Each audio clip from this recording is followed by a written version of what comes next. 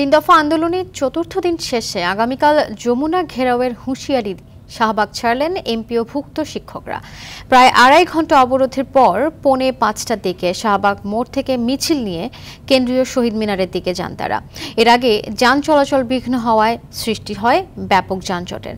এদিকে দাবি পূরণে বেসরকারি শিক্ষা প্রতিষ্ঠানের শিক্ষক কর্মচারীদের বাড়ি ভাড়া বাড়ানোর প্রস্তাব অর্থ মন্ত্রণালয়ে পাঠিয়েছে শিক্ষা মন্ত্রণালয়। এ বিষয়ে আরো জানাচ্ছেন শাকিলা করিম। মূল বেতনের 20% বাড়ি ভাড়া সহ 3 দফা দাবিতে বেসরকারি শিক্ষা প্রতিষ্ঠানের এমপিওভুক্ত শিক্ষক কর্মচারীরা গত রোববার জাতীয় প্রেস ক্লাবের সামনে লাগাতার অবরোধ কর্মসূচি শুরু করেন। সারা দেশ থেকে আসা শিক্ষক কর্মচারী পরদিন সোমবার থেকে অবস্থান নেন কেন্দ্রীয় শহীদ মিনারে। দাবি মানা না হলে শাহবাগ ঘেরাওয়ের ঘোষণা দিয়ে মঙ্গলবারও সেখানে অবস্থান করেন।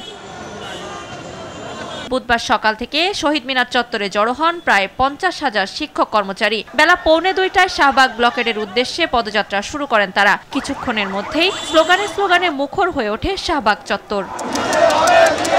সবাই দেওয়া হয় 1500, আমাদের দেওয়া হয় 500।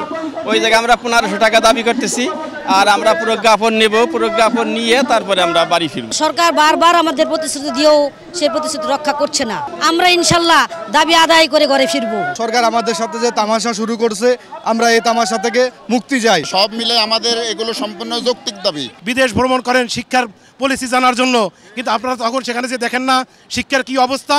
প্রজ্ঞাপন যদি না দেয় তাহলে আমরা এক দফাতে জাতীয়করণ চাই। এতে চরম ভোগান্তিতে পড়েন মোড়ের চারপাশে আটকে পড়া সাধারণ মানুষ। ওদিকে ঢাকা মেডিকেল এতগুলো গুরুত্বপূর্ণ জায়গা পয়েন্ট, আপনারা রাস্তা বন্ধ করে বসে রয়েছেন। 4 ঘন্টা ধরে বসে রয়েছি। এই অবস্থা কি সংসার চলবো না চালাইতে পারবো? যাত্রীরা তো এখন বাড়া ফেরত চাইতেছে, কি করব? এতক্ষণ বসে রয়েছে, এখন রাস্তা না ছাড়লে আমরা যাবো কিভাবে? রাস্তাগুলো চারিদিকে আমরা চলে যাই, তাদের দাবি তারা পূরণ করুক থাকে।